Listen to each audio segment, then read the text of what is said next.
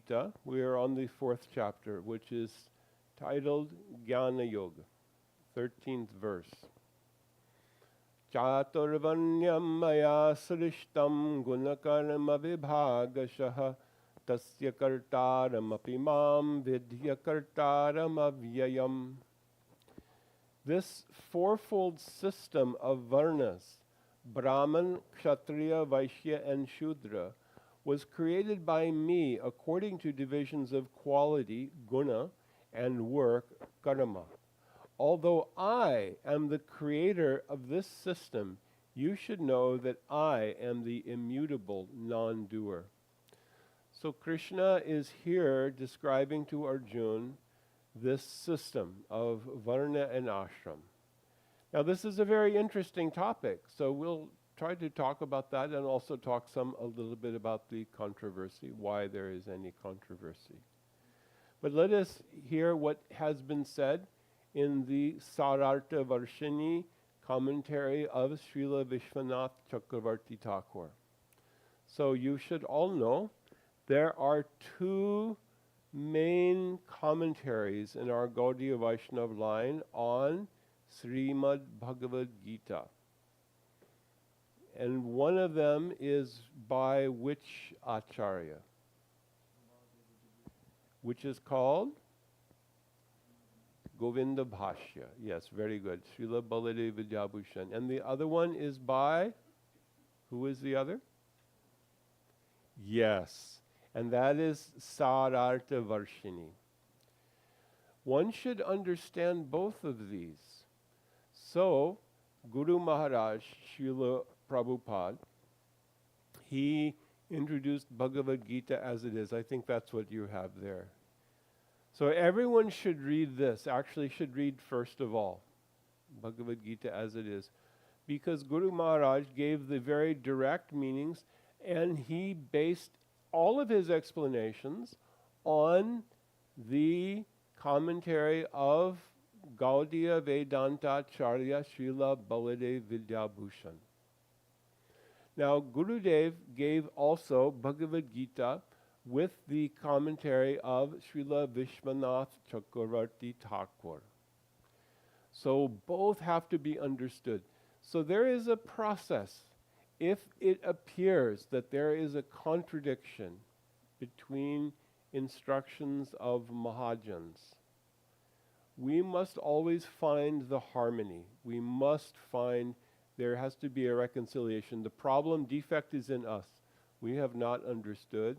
And if we make an argument and say, oh no, that is right, that is wrong, we have not really understood. But both are needed. So this is what Srila Vishwanath Chakravarti Thakur has said. One may ask, the paths of bhakti and jnana give liberation as their fruit, yet the path of karma gives bondage.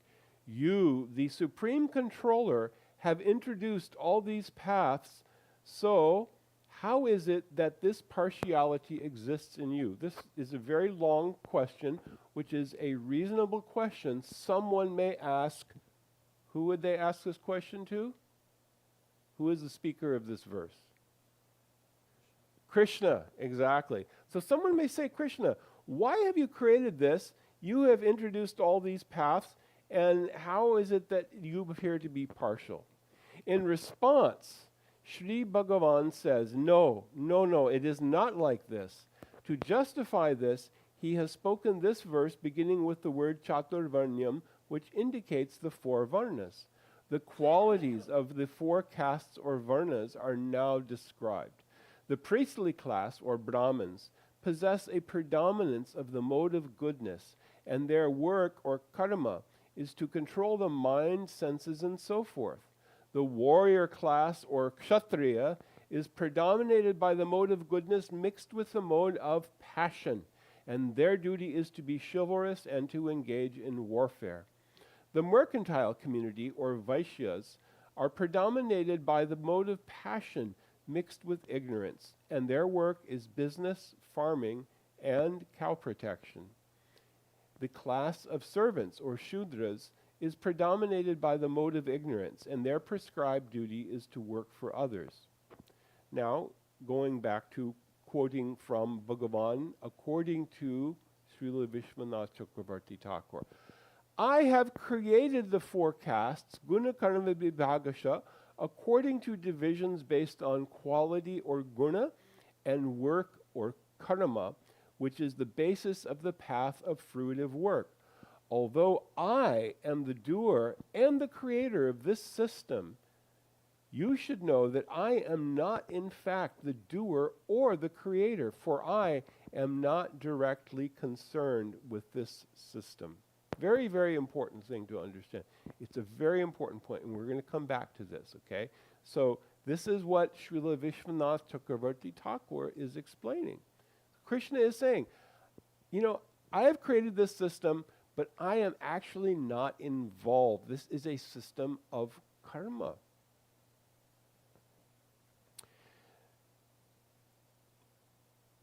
So, material nature or prakriti is my potency, but I am transcendental to the modes of material nature. Therefore, although I am the creator, I am also not the creator, because I am free from the ego of being the doer. It is my prakriti which, as the material cause, is directly concerned with establishing this system. So this is a very important thing to understand. Krishna is not directly the creator of this world. So the glance of Mahavishnu has an effulgence. That effulgence is called Shambhu. So Shambhu is the Purusha principle. There is a male principle and a feminine principle, a masculine and feminine principle, Purusha and Prakriti. So there is a philosophy called Sankhya. Sankhya is described in the third canto of Srimad Bhagavatam, in the second canto of Srimad Bhagavatam, and briefly in the fourth canto of Srimad Bhagavatam, but most prominently in the instructions of Devahuti Putra Kapiladev. You know who is Devahuti Putra Kapiladev? He is the incarnation of Bhagavan, who came as the son of Mother Devahuti, wife of Kardama Muni. Very beautiful narration. And he gave her so much instruction on Sankhya Yoga just to get to the point of describing pure bhakti. Do you know there is a very, very important verse from the instructions of Kapiladev? Do any of you know this verse? Very, very important verse on the importance of hearing from sadhus.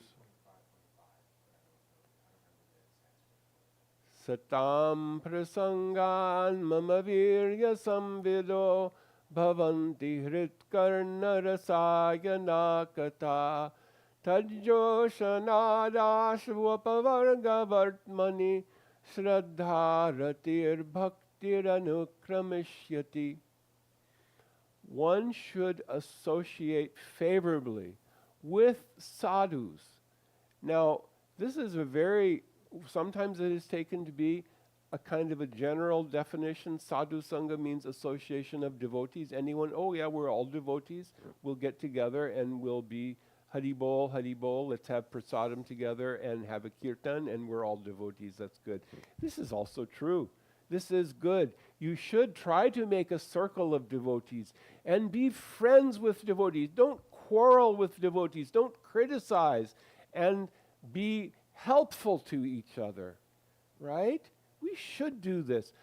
But sadhu sangha especially means to associate with devotees who are engaged in unalloyed bhajan, who are serving day and night with all their heart, who are advanced in bhajan, and who have darshan of the truth. This was earlier one of the verses in this chapter. Tad vidhi pranipatena pariprashnena sevaya upadekshanti te jnanam jnaninas tattva darshinaha. It is a very important point, because who is tattvadarshi? That person who has seen the truth. Who is the truth? Who is the supreme truth? Parabrahma Sri Krishna. He is the origin of all truths.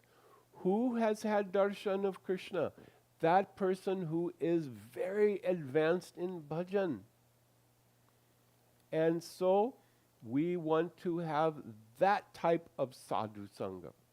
So satam prasangan, and prasanga means from favorably associating. What does it mean? It means that we try to serve advanced Vaishnavas, we try to hear their Harikatha. It should come in the ear and come straight in our heart. And we should keep it. Yes? Is a Vaishnava an enlightened being or just another name of devotee? That's a good question. A Vaishnav means specifically a devotee of Krishna.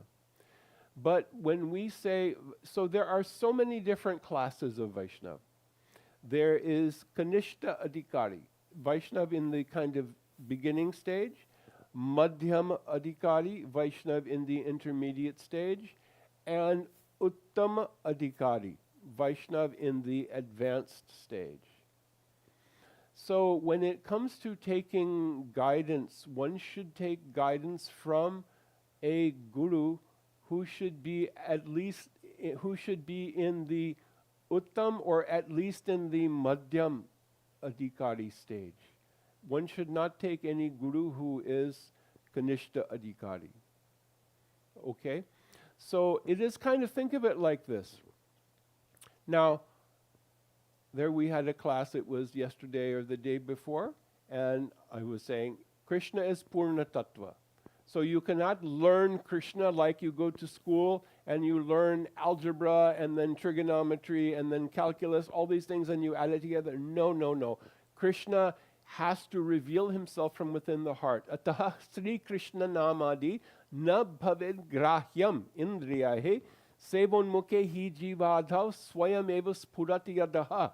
If you serve Krishna, beginning with your tongue, take only prasad, chant Hare Krishna, and sing kirtan, associate with devotees, then gradually, by the process of bhakti, Krishna will reveal himself to you in the heart.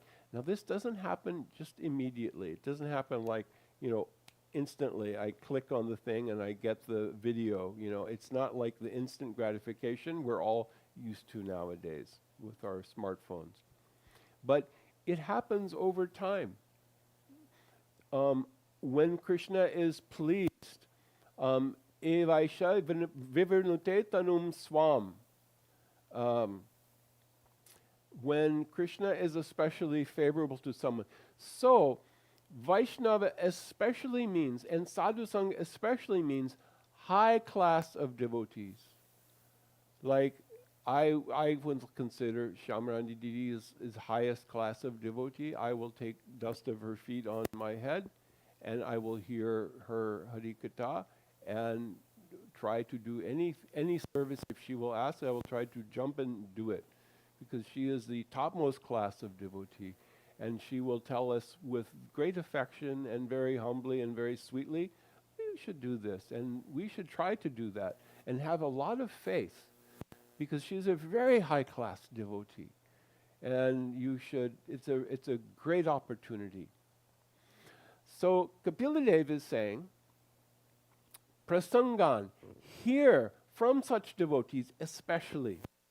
Mama virya samvido. What does it mean? Mama virya samvido. What has my own potency to wake up the sleeping conditioned soul? You see, we are in a sleeping state. We're in a dreaming state. We believe. It's a really funny illusion, because we all believe that, I can be the enjoyer. I can enjoy this world's facilities. I can be in control of things in this world. We don't even control our own bodies. We don't even control our own minds. We are at the whimsy of nature, of the three modes of material nature, and anything can change in a moment. But the illusion, we are very attached to this illusion. And so this is a kind of a dreaming state. It is imagining that we can be the enjoyer and the controller. But by hearing Harikatha from the lips of pure devotees, it is like a thunderbolt that can penetrate the heart and burst the cloud of illusion, and then we actually get some clarity and we can see things as they are. Mamavirya samvido. It is my own potency, Kapiladev is saying. Bhavanti hrit karna rasayana katha. And this harikatha, it is pleasing to the heart, pleasing to the ears, and it is full of ras. And it is also a tonic. You know, there is a tonic. Stupid watch, sorry. Tonic means something that gives us revitalization. Rasayana, it means that it gives us, revitalizes us. Taj Joshanad Ashu Apavarga Vartmani Shraddha Ratir Bhaktir Anushkanamishyati. Very, very important. The knots of attachment within the heart. So we've been in this world, we've been trying to enjoy lifetime after lifetime. I want to be happy, I want to enjoy, I want to taste different types of pleasure, I want to do everything. You know, it's like that, what was that song in the movie Zootopia? I want to do everything. Exactly, yeah. That's totally the Buddha Jiva in this world. It's totally 100%. I want to try everything. And so we've been in this world forever, one body after another, since time immemorial. But hearing from sadhus, it can cut the knot of this. Like, what happens? We get all wrapped up because we've been doing this and we keep trying and then we fail, but we keep trying again. But that harikatha from the lips of pure devotees will cut the knot. Ashu, very quickly, apavarga vartmani, shraddha ratir bhaktir. What does apavarga mean? Pavarga in Sanskrit. Pa pa ba bhama. Pa, parishrama, very hard work. Pa, fena, foam. We foam at the mouth like a horse who is being worked too hard. Vyartita, always disturbed. Bhaya, fear. And ma, mrityu, death. That's the reality of this world. Birth, death, disease, old age. These are the things that if we should see that these are the evils of this world. So, and then we become free from these things. Apavarga means getting out of this pavarga, and shraddha, ratir, bhaktir. This is very, very important. Why does Kapiladev say this? Because shraddha. Shraddha means something divine comes in the heart. It is called paramartik shraddha. You know, we say shraddha sometimes means faith, right? What do people say that faith means? What is the most common thing? Exactly. That's kind of the Western definition of faith, is I believe. So people believe in anything. Oh, I believe in this politician or that politician. I believe in this or I believe in that. I believe anything. I can believe any nonsense, right? But really, now there is something called laukik shraddha. We read Shastra, we hear from Shastra, and then we develop a strong sense. I don't want to go to hell from committing sinful acts. I will follow the process of bhakti. I will stop committing sinful acts like killing animals and taking intoxication. I will at least, I will give up illicit sex. I will give up gambling, intoxication, meat eating, and I will chant Hare Krishna because I don't want to go to hell. I want to go somewhere better in my next life. I want to move up and forward, right? This is called laukik shraddha. But if we associate with pure devotees, we will get something in our heart. It is called paramartik shraddha. It is the divine faith. And this is not anything material. Now Krishna also says in the Bhagavad Gita, yo yo yam yam tanum bhakta shraddhyarchitam icchati tasyam tasyachalam shraddham. If someone even wants to worship the demigods, Devi Devatas, like Durgaji, I give them that Shraddha that they need. Even that Shraddha comes from Krishna. So even our ability to believe in Dolly Parton, it's a gift from Krishna. And if we use it to believe in mundane people, we are wasting a precious gift, even our Laukik Shraddha. So we should not put our faith in any mundane person, any mundane process, anything like that. Yeah, we do things, we know that if I follow the rules and I cross at a crosswalk, I have a better chance of not getting hit by an angry speeding motorist, right? And that's a sensible thing. That's just using your common sense. That's not having a belief or a shraddha. Shraddha Shabda Vishwas Kohe Sudhrada Nishchay Krishna Bhakti Koila Sarva Karma Kritai. Srila Krishnadas Kaviraj Goswami has given us the definition of the word Shraddha in Sri Chaitanya Charitamrita. The word Shraddha means to have a strong faith that by doing Krishna Bhakti, all other things are accomplished. All other things. All of our duties will be done. So if someone has a very strong faith, we have so many duties we are born with. We are born with an obligation to serve Devarshi Bhutaptananam Patrinam Nayam Raninapi Nakinkaronanam. We have to debt to the Devas, debt to the Rishis, debt to our forefathers, debt to other living entities. And we have to do different types of activities to make up these debts. But if someone is a devotee and they follow this path of bhakti, then all of these debts are wiped out. They are not anymore a debtor. So we should have faith in this. We should have faith in bhakti. Gurudev once said, there is sharanagati. Do you know what is sharanagati? Anukulyasya sankalpa pratikulya vavarjanam rakshishyatiti vishvasa goptritve varanam tata atma nikshepa kalpanye shadvidha sharanagati. So, Gurudev has said, Goptritve Varanam Tata is the antaranga, it is the internal Swarup Lakshan of Sharanagati, and the others are Tatastha Lakshan. Swarup Lakshan means that which is the most intrinsic defining characteristic of Sharanagati, sixfold path of surrender. And everything else is like the boundary definition. All necessary. Sharanagati is the gateway to bhakti. But anyway, back to Devahuti Putra Kapila Dev. Shraddha Ratir. Now Shraddha, in the beginning, Shraddha is received from Guru. And then one engages in bhajan, practices of bhakti under the guidance of Shri Guru.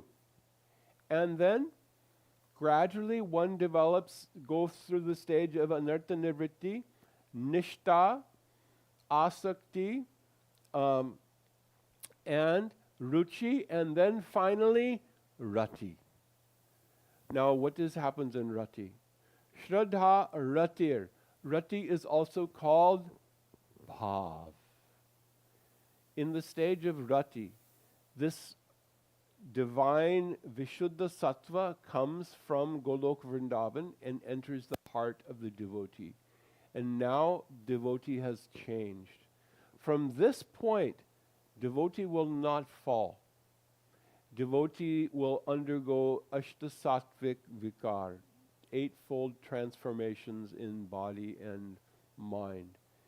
And practically all the anarthas have been cleansed, almost everything. There is a story in Bhagavatam, someone may ask. It is said that Bharat Maharaj was a very advanced devotee. He was even experiencing symptoms of bhav. He was a devotee of Krishna. But he fell due to attachment to a deer. Then someone says, oh, you can fall. No, nobody falls even in the stage of rati or bhava bhakti. But it was arranged by Yogamaya just to show devotees that we should be cautious. He was not in association of others. We should, even in advanced stage of bhakti, we should look for association of others. This is a lesson, and also to show. But see how quickly he was rectified. Kshipram bhavati dharmatma shashvat chantim nagachati konteya pratijanihi name bhakta pranashiti. It is at this stage of rati, this is where our sadhana really begins. Shraddha ratir bhaktir. Oh, now the third thing is bhakti. What does this mean? Prema bhakti, exactly. And this can only come in the body of the devotee who has achieved, yes, vastu siddhi. When does Diksha actually start? That also in the Bhakti stage? No, diksha is, so adau shraddha tata sadhu sango ata bhajana kriya. So in the beginning there will be some faith. It may be laukik shraddha, and we may go to have sadhu sangha. Now, sadhu sangha means we will meet with a high class of sadhu sangha, and then bhajana kriya. Bhajana kriya means diksha. So diksha means the beginning of bhajana kriya. It means that one can engage in ninefold process of bhakti. Archan, hearing, chanting, remembering, worshipping the deity, all of these things. Yeah, diksha means that one is accepted by the spiritual master. Usually in our Gaudiya line, someone will get Harinam, and they will after chanting for some time, then they will receive diksha. Yes. So what Guru Devi teaches us is that diksha means vidya gyan, and sha has Mm-hmm. to do with all misgivings are completely eradicated in the fire of Yes. and that we're able to fly like knowledge. Yes. Divyam Gyanam Tato Dadyat Kshiyate Karma Bandhana. So at the time of Diksha, so Diksha there will be a ceremony done for Diksha. And Guru is saying, I am accepting you as my disciple, and Guru will also give mantras, Diksha mantras, that we are to practice every day as this becomes part of our sadhana. Private mantras that are given. Are the private mantras supposed to supplement the Hare Krishna Mahamantra? They are meant to help us, good question, they are meant to help us establish our relationship with Krishna, with Gurudev, with Radha Krishna, and to help us realizing our swarup, or our constitutional position. It is said that chanting the Hare Krishna Mahamantra is sufficient for liberation. But we are actually not interested in liberation.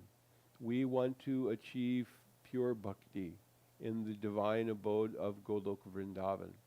So the Diksha mantras, they are giving like the seed. This is receiving a seed, and we want to keep the seed planted in our heart and nurture it, and because the purpose of chanting the Mahamantra is that this is watering the seed, and that seed will grow, and our faith will grow, our shraddha will grow, and it will thicken, and this is the development of this. As it grows, as it thickens, it becomes rati, and then it becomes prem. But the prem cannot be contained in this body. We have to have the spiritual body. So, Kabinavadvipe Sudadhunitate Ha Radhe Ha Krishna Bolo. Oh, Bhaktivinoda Thakur is saying, when will I say Ha Radhe Ha Krishna on the banks of the Navadvip, on the banks of the Ganga in Navadvip, and I will fall down, giving up my body, and then I will take birth in Yavat. So this kirtan is taking us through the process of Vastu Siddhi. Also the book Brihad Bhagavatamrita. So this is a book you should read, Bhagavad Gita, Srimad Bhagavatam, and also Sri Chaitanya Charitamrita, and there's a very important book, Brihad Bhagavatamrita. It describes the process of progressive realization in Krishna consciousness up to the point of the devotee who has been practicing the mantra given by Guru at the time of Diksha, and by the power of that mantra, then Swarup has become manifest. So one should have very strong faith in the instructions of Guru. Yes. You few minutes ago mentioned that our final goal shouldn't just be moksha. It should be Mm. be in a constant state of oneness with Krishna, but in the bhakti mode. What is the difference? Like, what is the difference between going to heaven? It is temporary. Mm. Once you speed up your good karma account, Yes. you're going back again. Kshine punne martilokam vishanti. Yes. And then comes the moksha, just saying, say with Mata Lakshmi, I'm also sitting by his Yes. Shiv Sagar. Or this third that you said, that our target should be to be in the bhakti mode. And Yes. how are these two different from moksha to the bhakti mode? This is a very good question. This is coming to the essence of what is our Gaudiya Vaishnava line. So there are several things which are essential in the teachings of Sri Chaitanya Mahaprabhu. Aradhyo Bhagavan Vrajeshatanayas. Our worshipable deity is the son of Nanda Maharaj, Sri Krishna. Tad Dham Vrindavanam, and his dham is Vrindavan. Ramya Kachadupasana Vrajavadhu Vargena Ya Kalpita. And the most pleasing way of worshipping him is what was done by the Vrajagopis. So, you know, do you know Srimad Bhagavatam in 87th chapter? Do you know this chapter? This is the prayers of personified Vedas. Who are the personified Vedas? Shrutis. So they are come as Devis, and they are offering prayers to Krishna. Nibrita manun manokshadada yoga yujo hridayan munaya upasate tararayo piyo smaranat striyo ragendra bhoga bhajadanda vishakta diyo vayamapite samasamadrishongri saroja sudha. They say there are rishis. These rishis do kator tapasya, very hard tapasya, and they forcibly pound their mind and senses and vital force into submission so that they can achieve Sayuja Mukti, which is the same goal as demons who are slain by the hand of Bhagavan. But the Vraja Gopis, their minds are constantly distracted of thoughts of being embraced by the beautiful arms of Sri Krishna, which are shaped like the bodies of the kings of serpents. And so the personified Vedas say, we want to become particles of dust on the lotus feet of those gopis. So this Ramya Kachidupasana Vrajavadhu Vargena Yakalpita means this. And Srimad Bhagavatam Pramanam Amalam. We take Srimad Bhagavatam as our spotless authority, and Prema Pumarto Mahan. Prem is the supreme goal of life. Now, what do we mean by prem? In Hindi, like we say prem, meaning love, but really, when we say prem in our Gaudiya Vaishnava line, it means that love which is like the love of the gopis. It is so spotless and so pure, it has no comparison to any love of this world.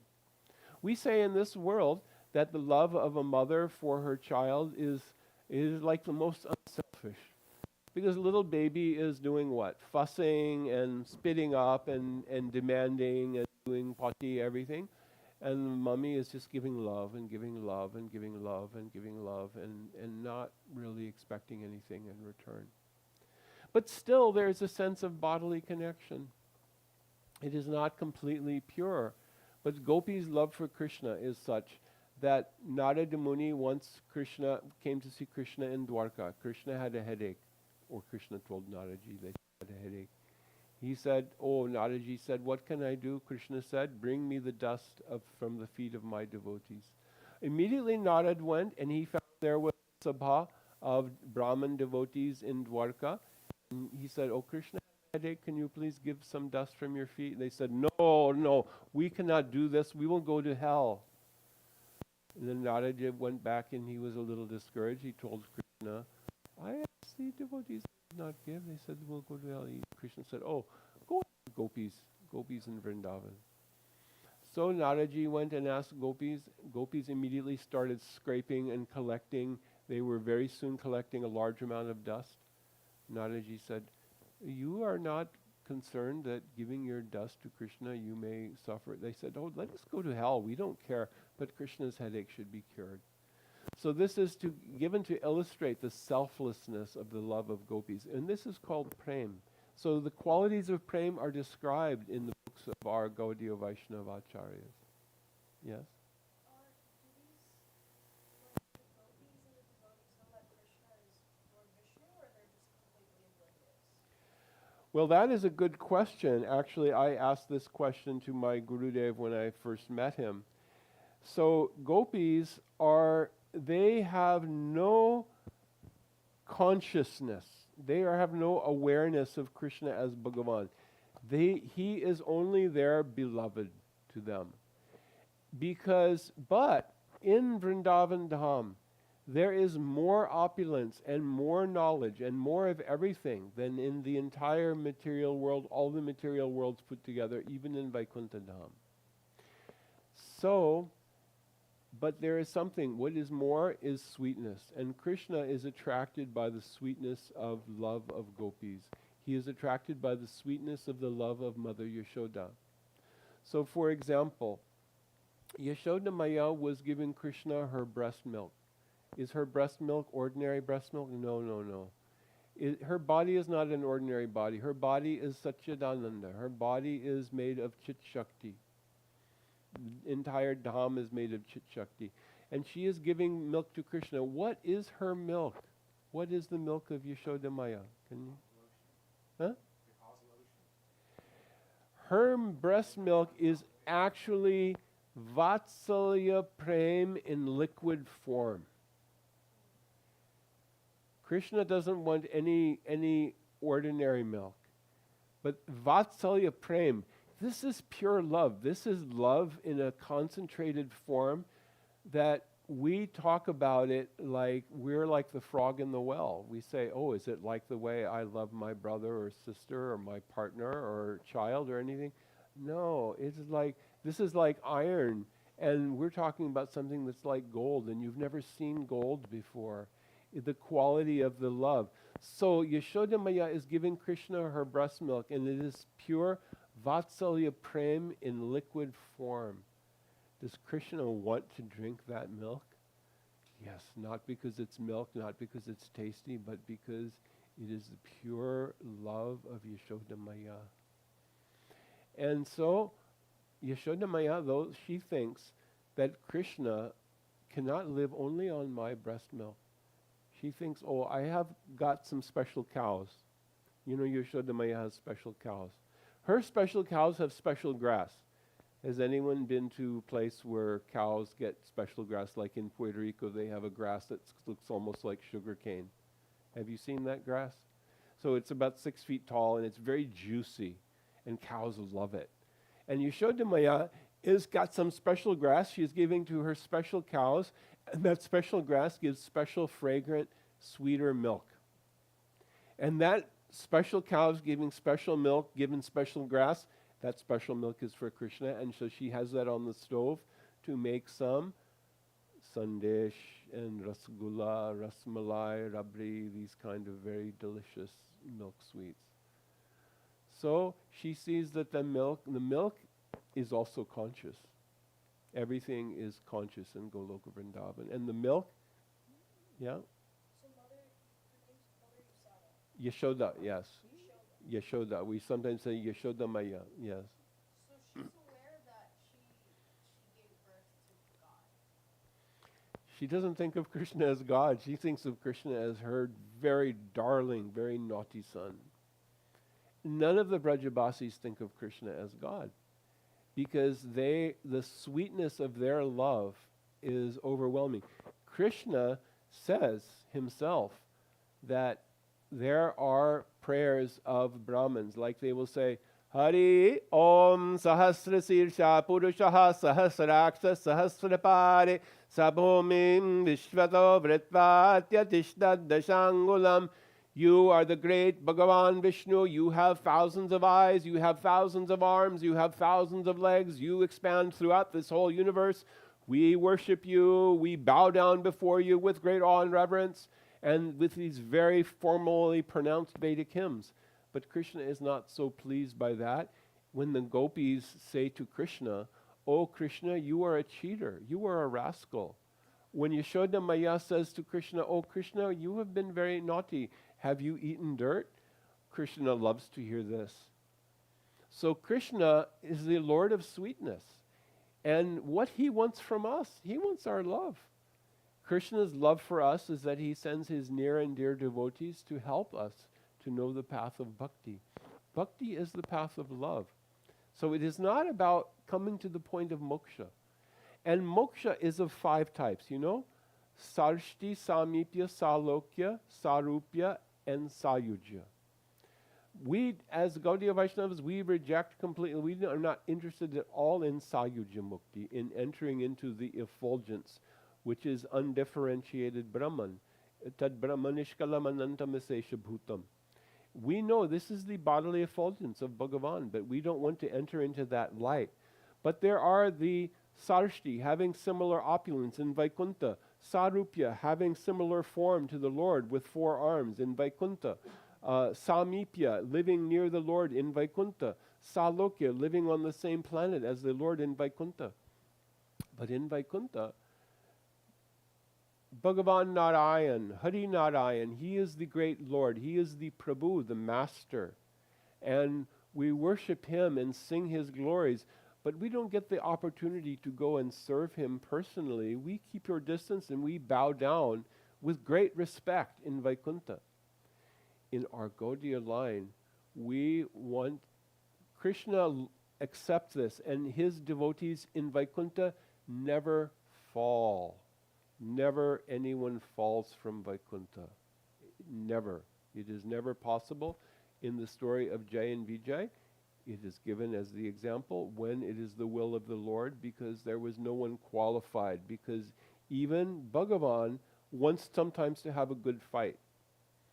So like if I go into a group of kindergartners, you know, even in my old age, I'm still a big tough guy, right?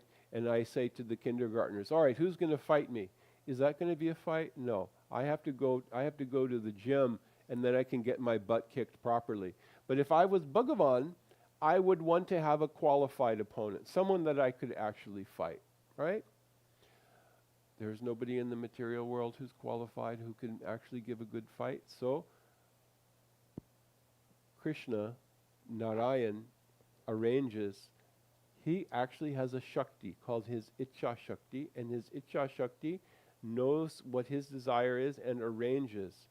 Okay, we're going to make a little problem with Jai and Vijay, and they get cursed by the 4 Kumaras to come to this world as Hiranyaksha, Hiranyakashipu, Ravana, Kumbhakarna, and Shishupal Dantavakra.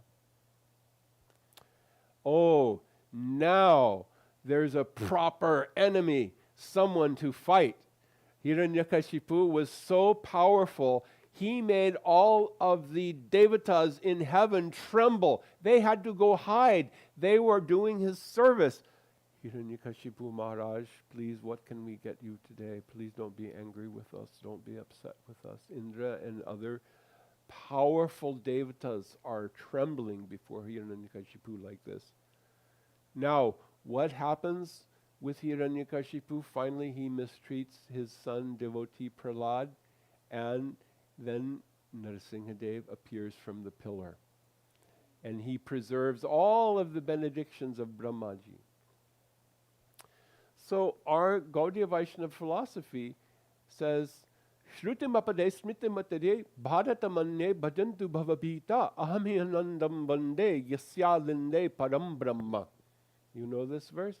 This is spoken by, I think it is spoken by Sri Bilva Mangala Thakur.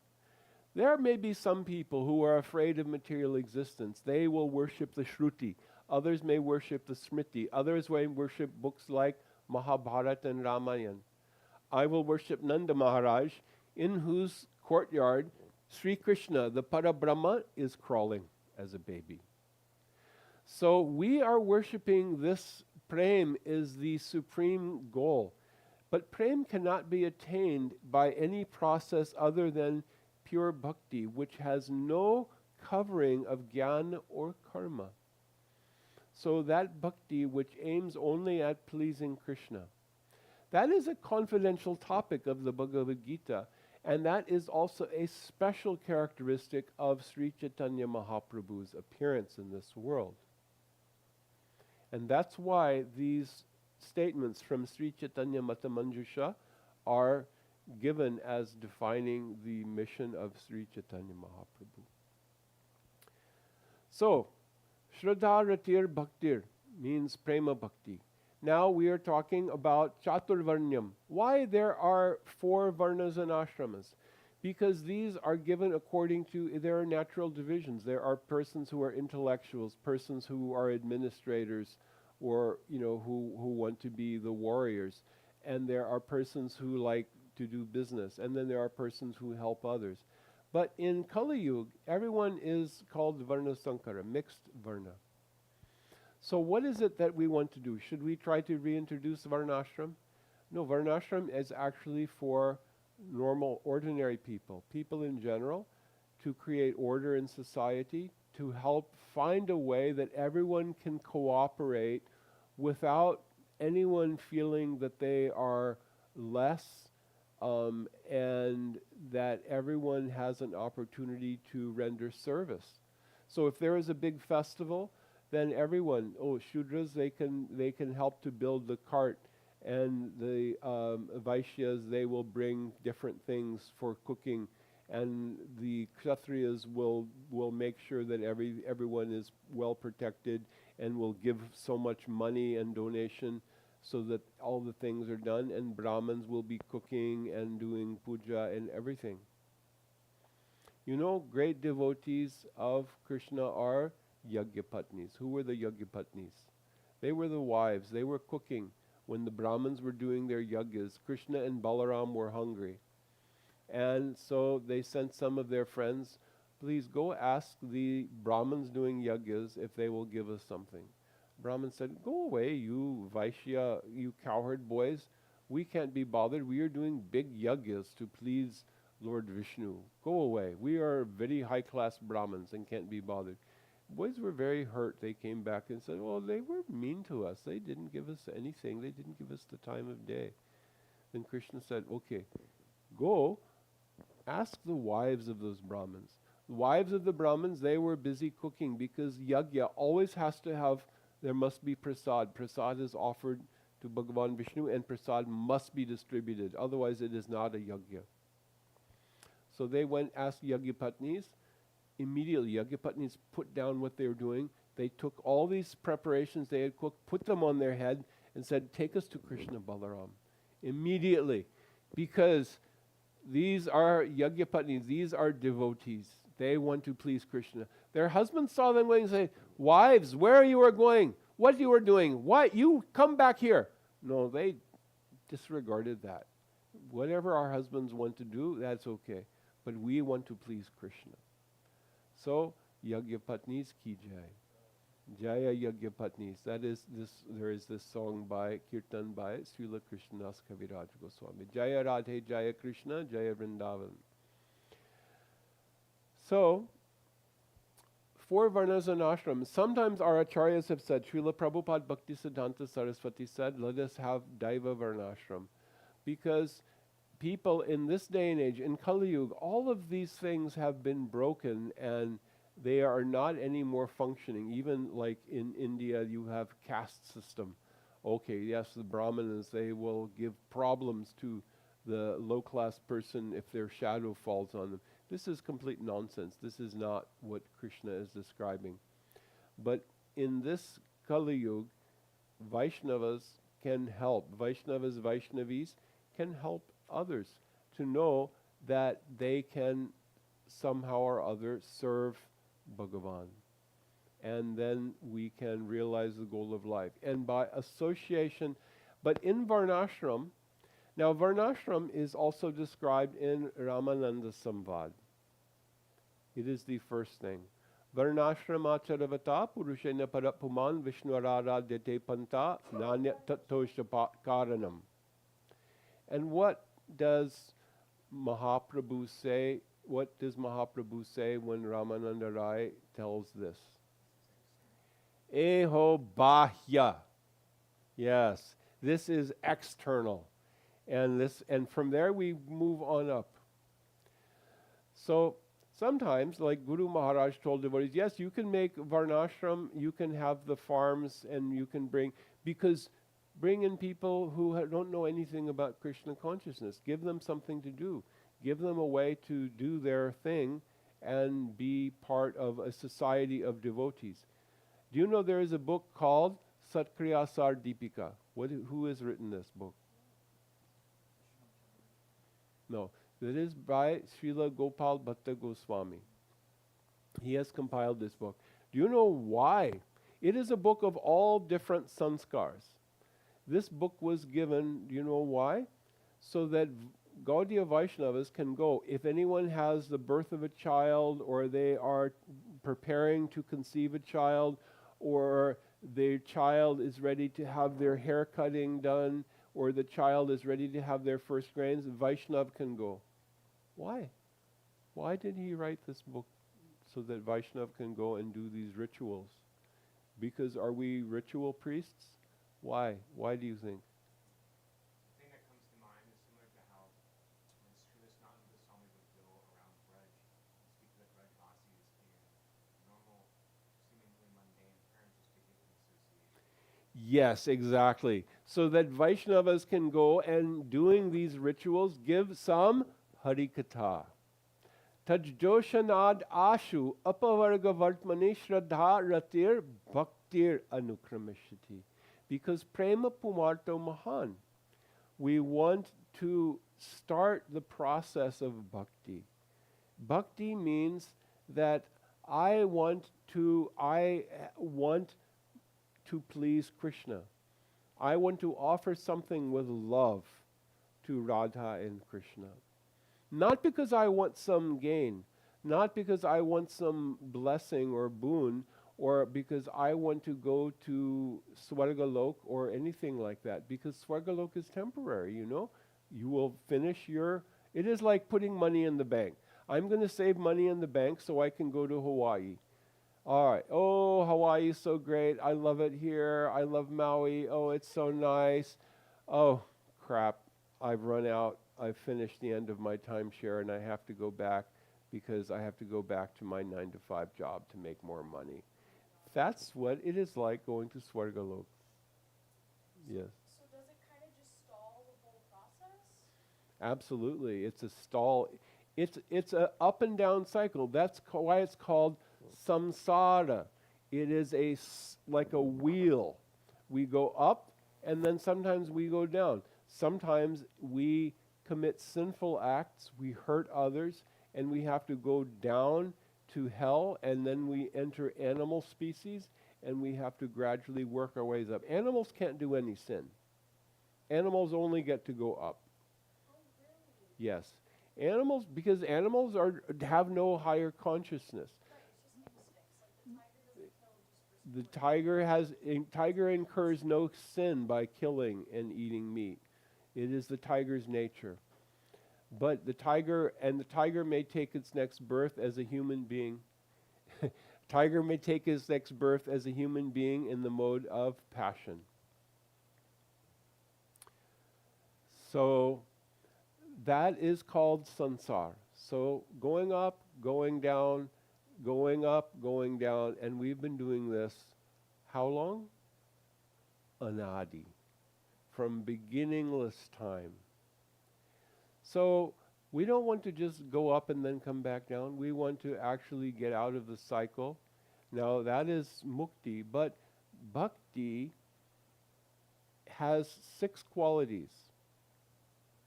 If we engage in bhakti, kleshagni shubhada, these are the first 2 characteristics. 1, kleshagni means all of the klesha, threefold miseries become destroyed. And shubhada means bestows auspiciousness. This is in the beginning stage of bhakti. Now there are 2 characteristics of bhava bhakti when we come in the stage of rati. They are moksha laguta krit sudurlabha. What does moksha laguta krit mean?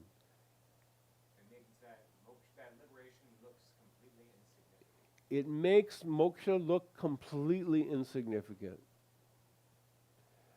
And sudurlabha, it is exceedingly rare. Why?